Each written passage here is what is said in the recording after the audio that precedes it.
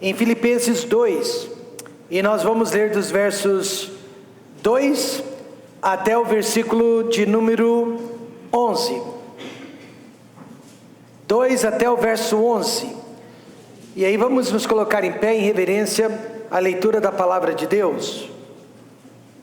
Deus permitindo, eu quero falar sobre como podemos pensar como Cristo pensou. Como pensar como Cristo. Completai o meu gozo, para que sintais o mesmo, tendo o mesmo amor, o mesmo ânimo, sentindo uma mesma coisa. Irmãos, se uma igreja conseguir, se uma família conseguir o mesmo amor, o mesmo ânimo e sentir a mesma coisa, aquela família e aquela igreja serão invencíveis. Invencíveis. Nada façais por contenda ou por vanglória, mas por humildade. Cada um considere os outros superiores a si mesmo. Não atente cada um para o que é propriamente seu, mas cada qual também para o que é dos outros.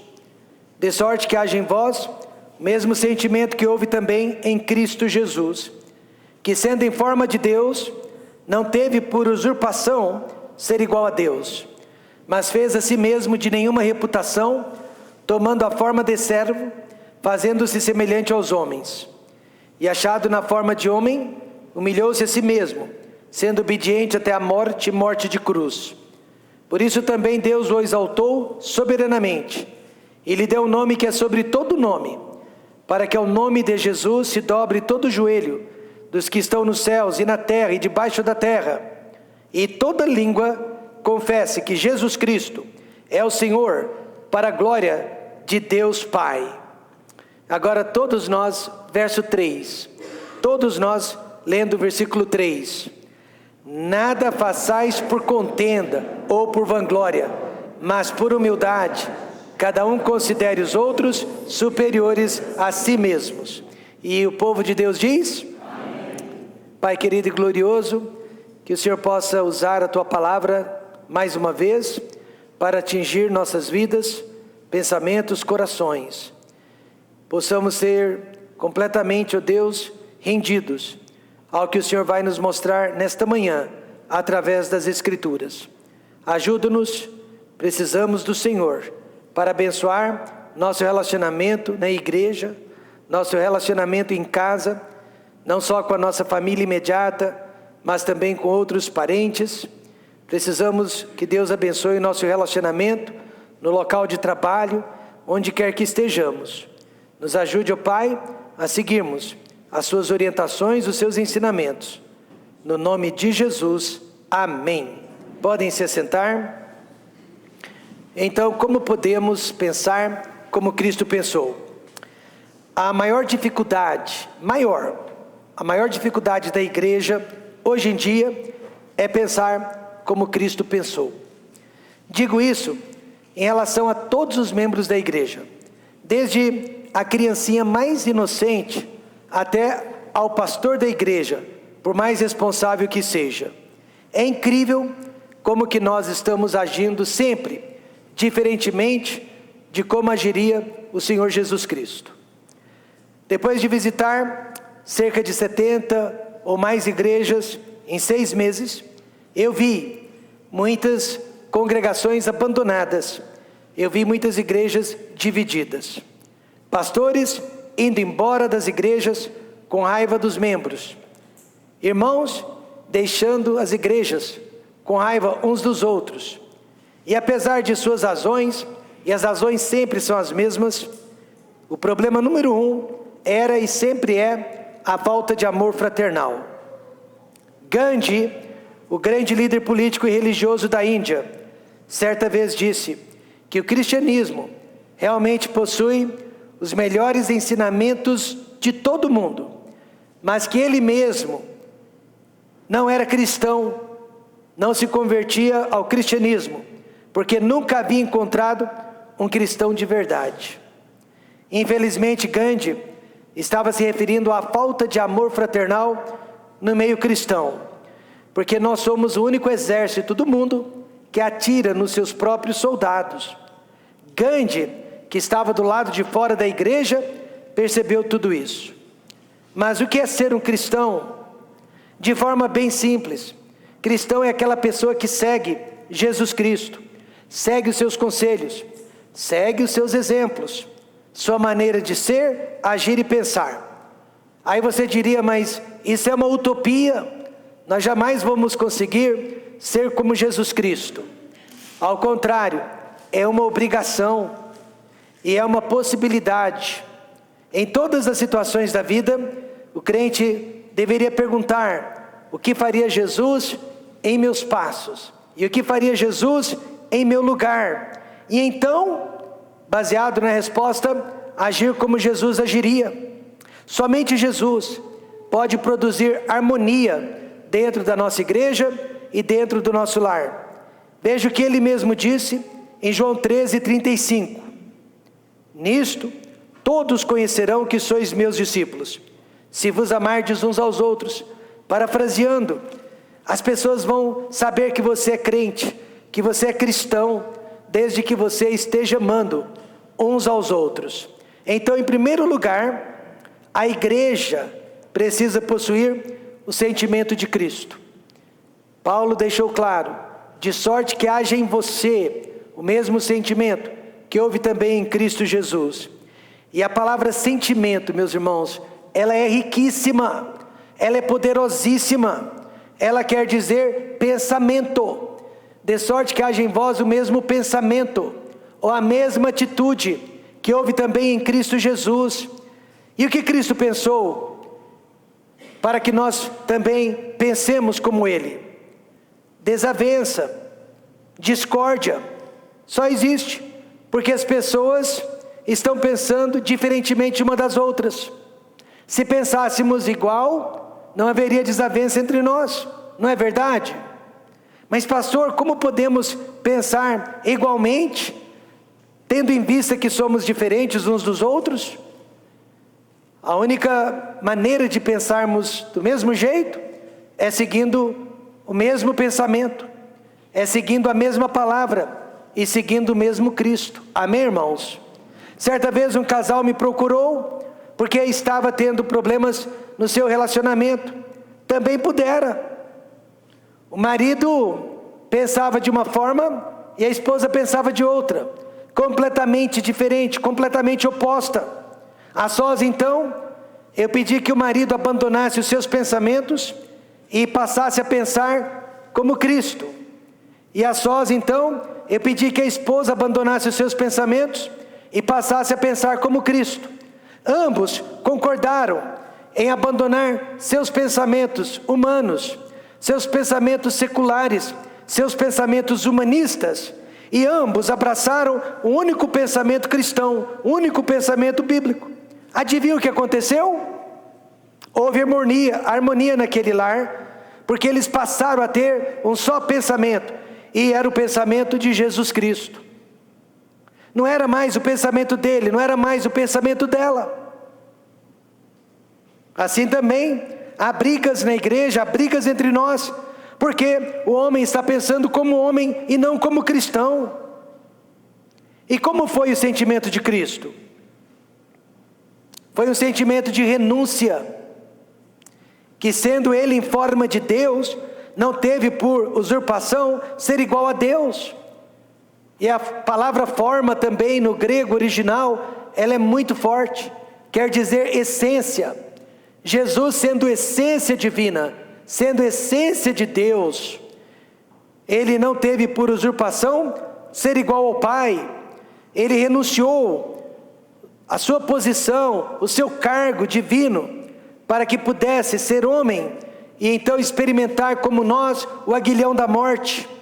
Ele era Deus por direito, mas acabou se tornando homem por escolha.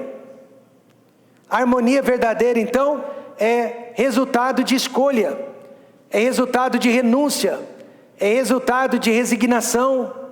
Sempre que há consenso dentro da nossa igreja ou dentro da nossa casa, com certeza alguém está renunciando os seus direitos, renunciando os seus privilégios, renunciando os seus gostos. E sempre que há brigas, aí pode ter certeza que alguém está lutando pelos seus direitos.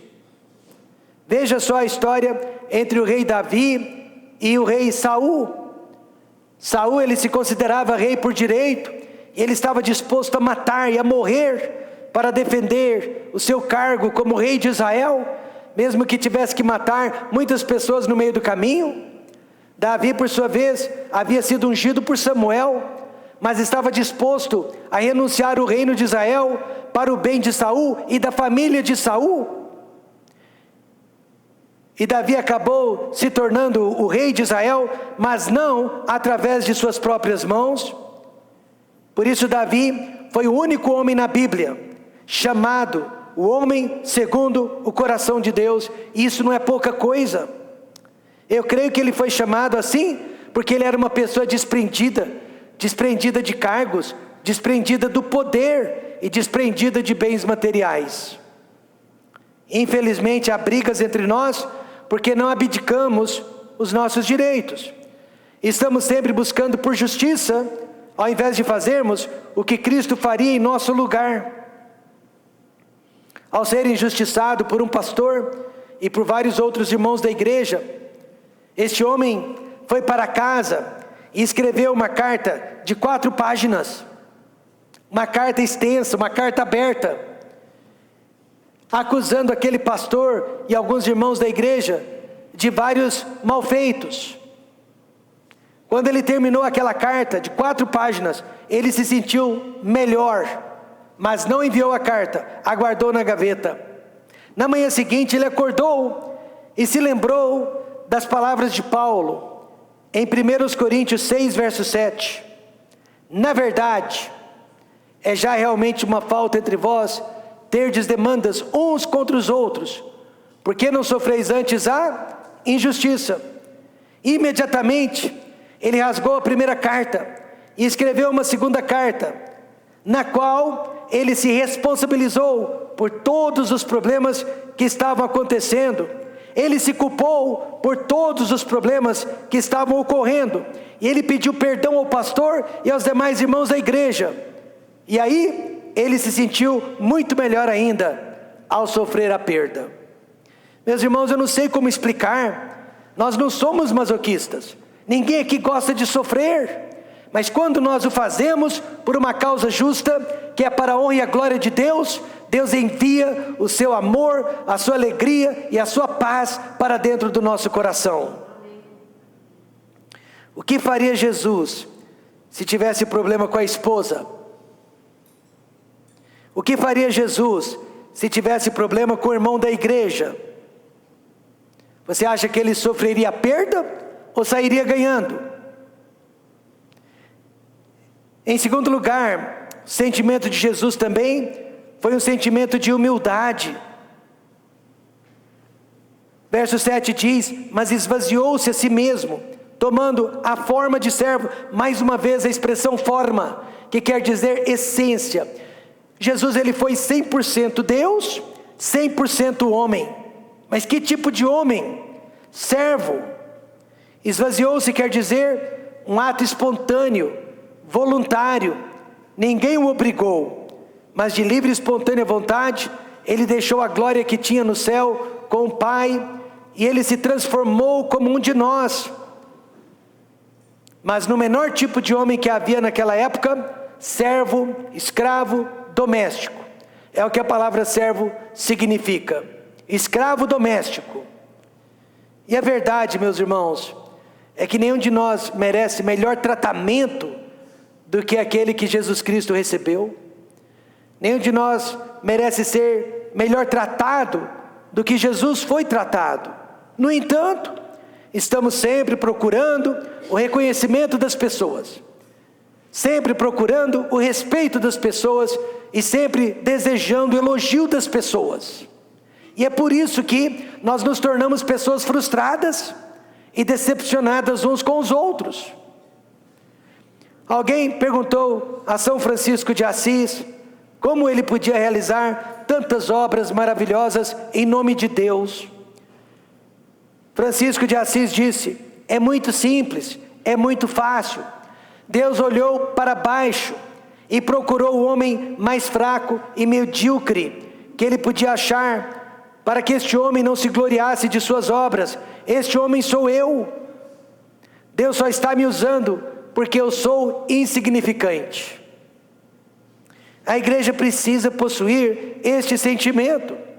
Foi um sentimento de renúncia e foi um sentimento de humildade. E também foi um sentimento de sacrifício. Verso 8: e achado na forma de homem, humilhou-se a si mesmo, sendo obediente até a morte e morte de cruz. Primeiro, nós sabemos que a cruz era o pior tipo de punição que existia naquela época. O pior tipo de punição que um ser humano podia receber. E segundo, a cruz sempre representou a morte.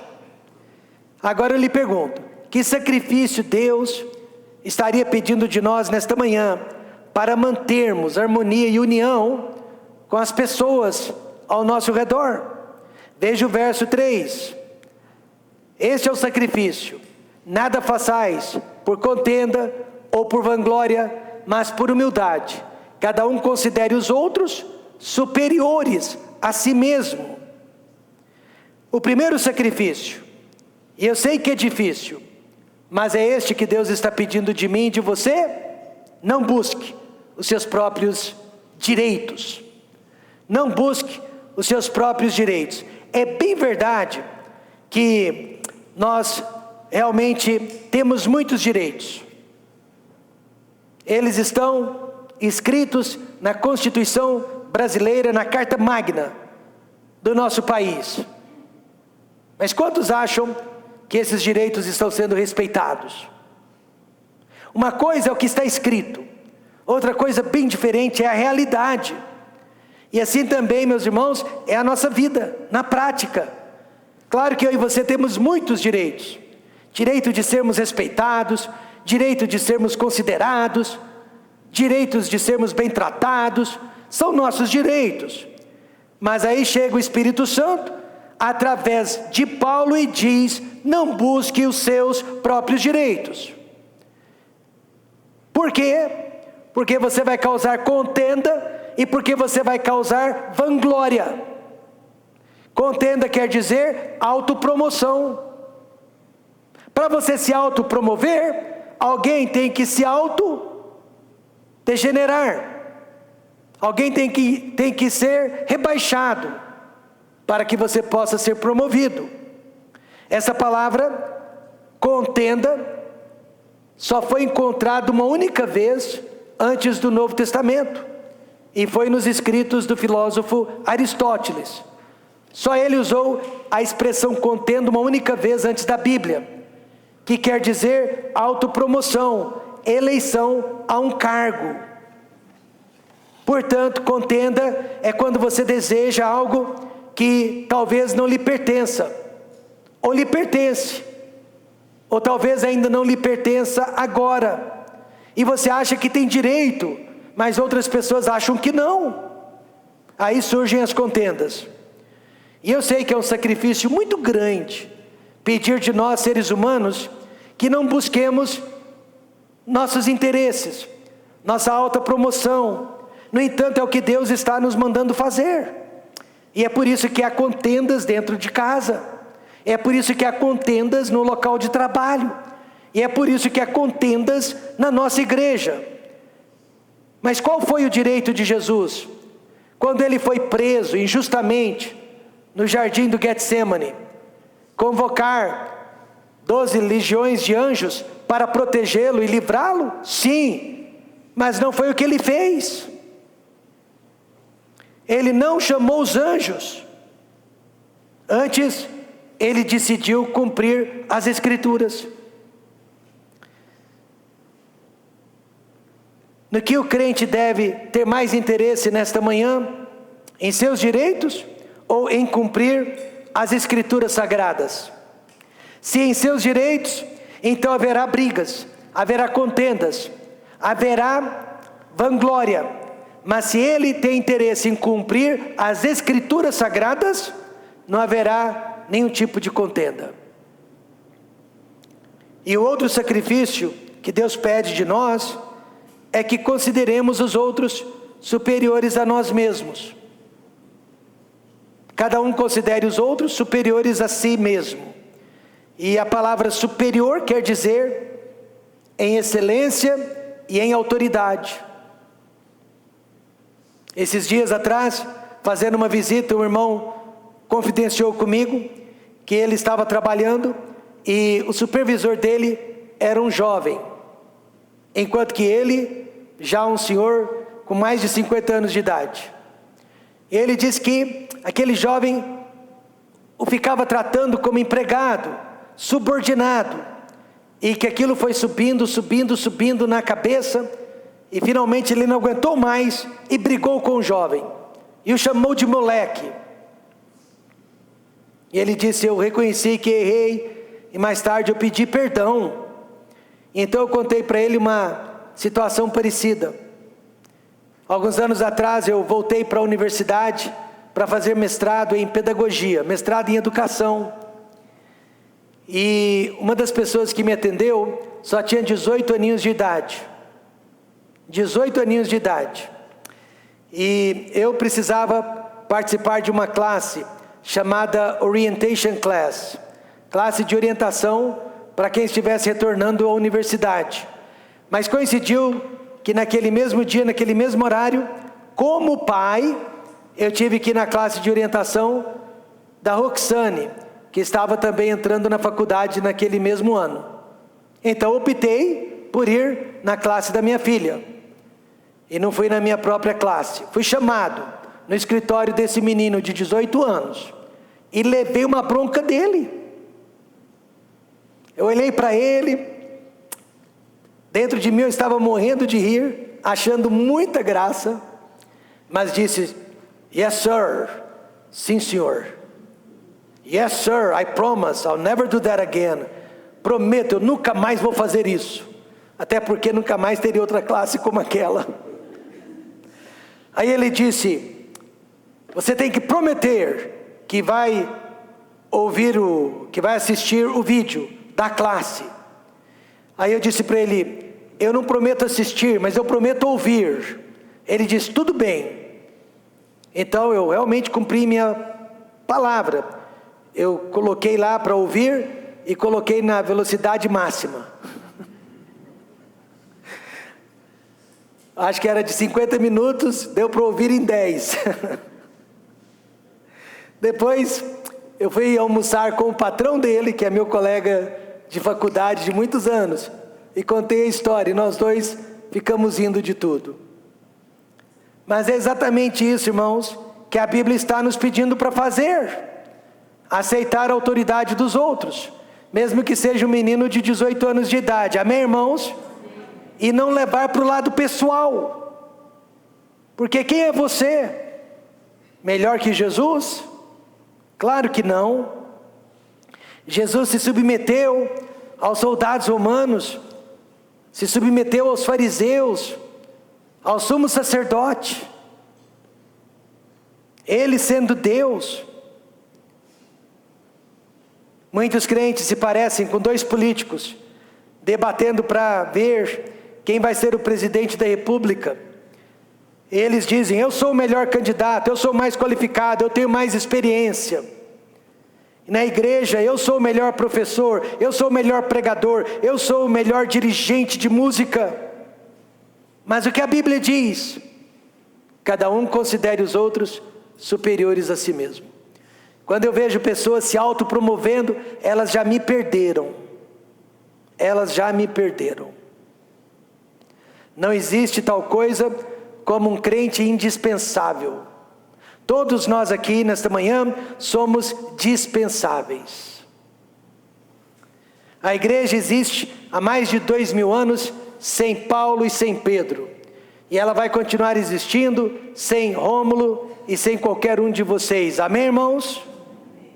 Certa vez a igreja perdeu várias famílias ao mesmo tempo. Eram pessoas importantes, dizimistas, eram cantores, eram instrumentistas.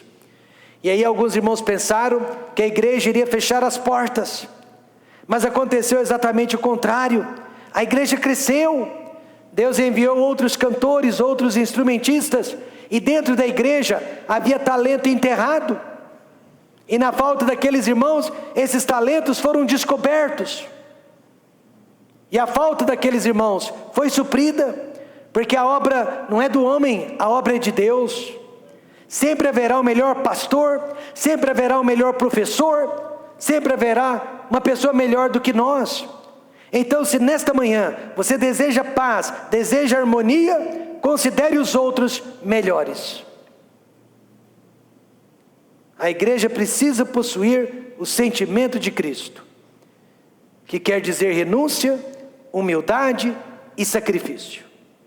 E agora, em segundo e último lugar, mensagem só de 2 pontos, a igreja precisa conquistar a vitória de Cristo. Sentimento de Cristo e vitória de Cristo. Certo jovem, ele estava sendo perseguido, maltratado, ultrajado na sua própria igreja, sofrendo bullying da liderança da igreja, dos irmãos da igreja, pessoas que se chamavam de irmãos, e de repente o coração dele começou a ficar amargurado, mas ele buscava conforto nos conselhos do pastor de jovens, que sempre lhe dizia: você precisa alcançar a vitória, você precisa alcançar a vitória. Mas o pastor nunca dizia que vitória era esta, do que se tratava esta vitória. Finalmente o jovem, cansado, de ouvir a mesma coisa, perguntou: pastor, que vitória é esta? Você sempre fala de vitória, mas que vitória é esta que eu não tenho? Aí o pastor respondeu: é a vitória de Cristo, meu filho. Jesus Cristo perdoou todos os seus inimigos e não guardou amargura de nenhum deles. Sempre haverá desavenças entre nós, mas a vitória final é daquele que perdoou, é daquele que perdeu, não é daquele que saiu por cima, não é daquele que teve a última palavra. A vitória final sempre é daqueles que souberam perdoar. Cristo perdoou por amor, mas eu e você não perdoamos por amor, nós perdoamos por obrigação. Veja Colossenses 3,13: suportando-vos uns aos outros e perdoando-vos uns aos outros. Se alguém tiver queixa contra outro, assim como Cristo vos perdoou, assim fazei vós também. Eu já contei para você a respeito daquela irmã, casada há alguns anos. Ela havia se divorciado, havia se casado novamente. Então, o atual marido dela não era pai da filha mais velha. E ele e a filha dela não se davam bem, porque a criança já era adolescente quando a mãe se casou de novo, e não aceitou muito bem a figura do novo pai. Isso acontece. E aí aquele pai, ou melhor dizendo, o marido dela, maltratou a filha. Maltratou mesmo. E eles pararam no escritório do pastor. Houve reconhecimento, houve arrependimento, houve confissão e houve transformação. Amém. 1 ano depois ela me procura para dizer que, apesar de que o marido foi transformado, mudou de atitude, ela não conseguia esquecer, não conseguia perdoar. Naquela época eu tinha um espelho enorme no meu escritório. Aí eu peguei uma cadeira, coloquei em frente ao meu espelho, pedi que ela se assentasse em frente ao espelho, saí de cena e perguntei: você conhece a pessoa que está no espelho? Conheço. Você conhece alguém melhor do que aquela pessoa? Não. Você conhece todos os defeitos daquela pessoa? Conheço. Conhece todos os pecados que ela já praticou desde que nasceu? Conheço. Você alimenta essa pessoa? Alimento. Cuida dessa pessoa? Cuido. Perdoa essa pessoa? Perdoo. Aí eu só fiz essa pergunta: se você consegue perdoar essa pessoa, você sabe todo o mal que ela já fez na vida, e você consegue amá-la e perdoá-la, por que não consegue perdoar o seu marido que verdadeiramente se arrependeu? Aí ela começou a chorar. Eu saí do escritório e voltei meia hora depois, ela ainda estava chorando. Mas a bênção é que ela saiu dali, não só perdoando o marido, mas tendo que perdoar a si mesma, por causa do pecado de amargura e de orgulho. Se Cristo não tivesse perdoado todos os seus inimigos, então a morte dele teria sido em vão. E se eu e você não perdoarmos agora todas as pessoas que nos ofendem, por maior ou menor que seja a ofensa, nossa vida cristã não vale a pena. Nossa vida cristã também é em vão.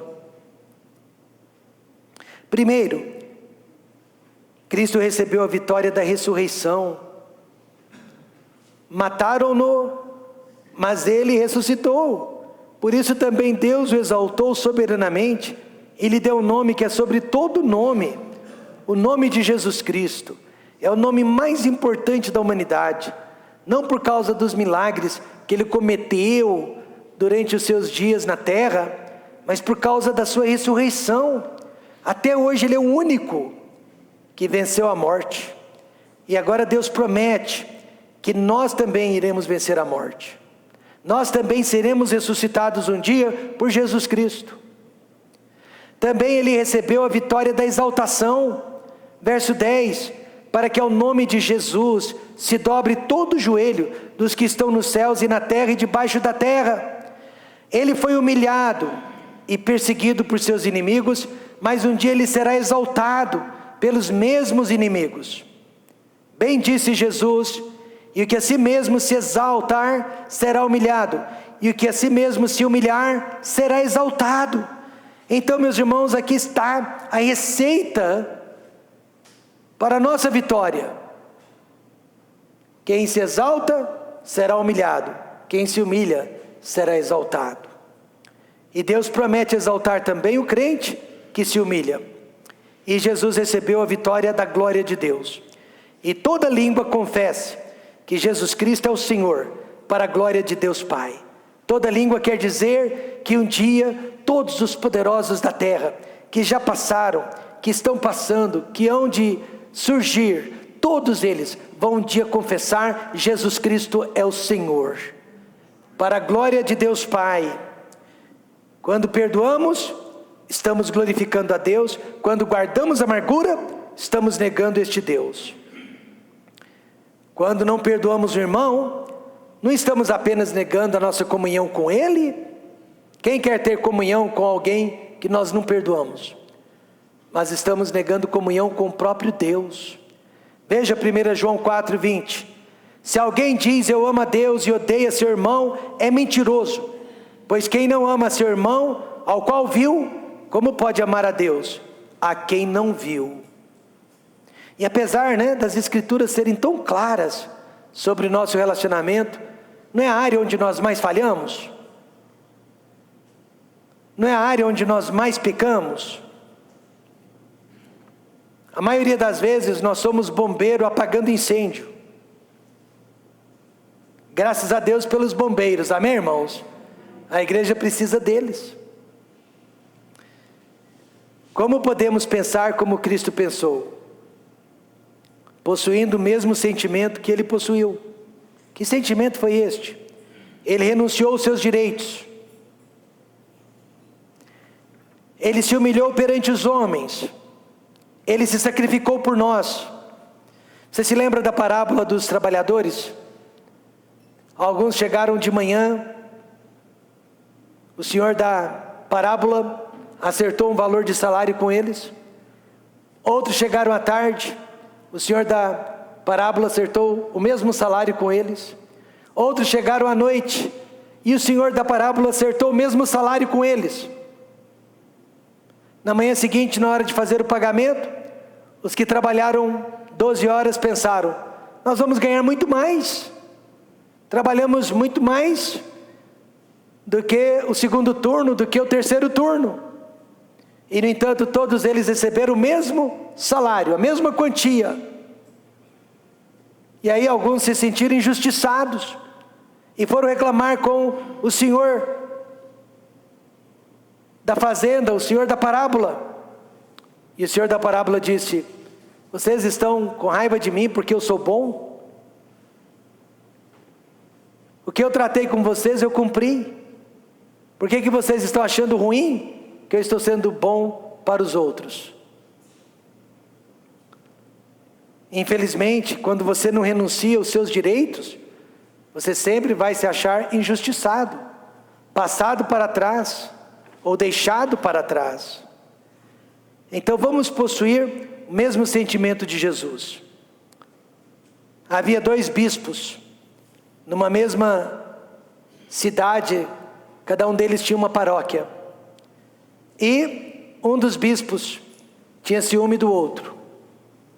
Queria, mas que queria muito que o outro fosse embora da cidade e o deixasse ser o único líder da cidade.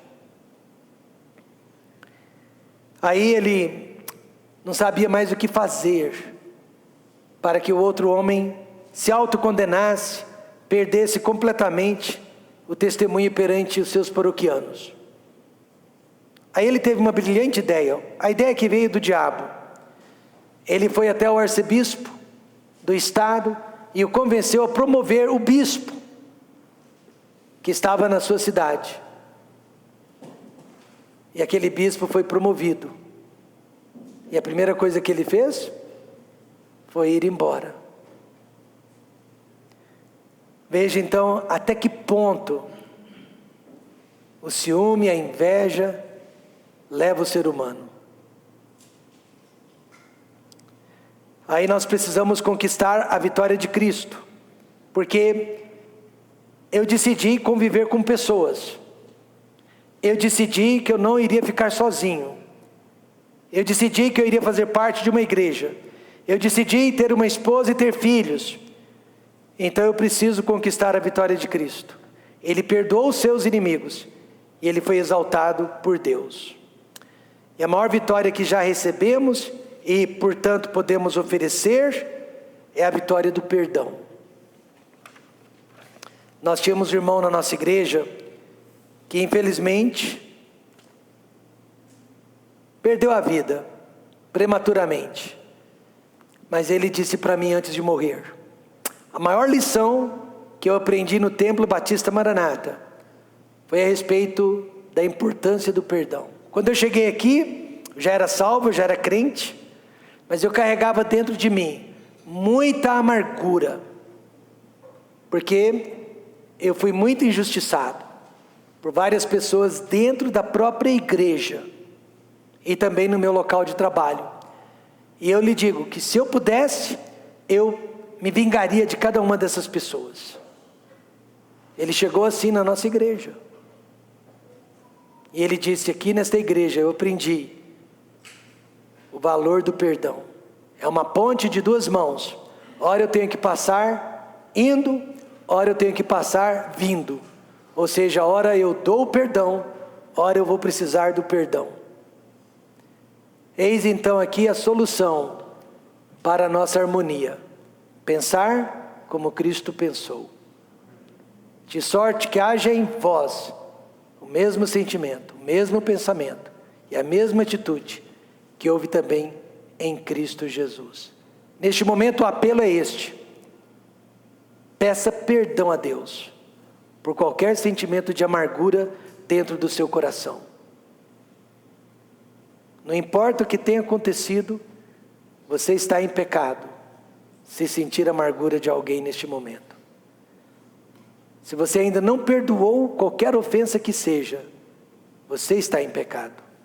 Então você ora por você, pelo seu pecado neste momento, e peça realmente para Deus colocar dentro de você o sentimento de Jesus, e Ele vai colocar.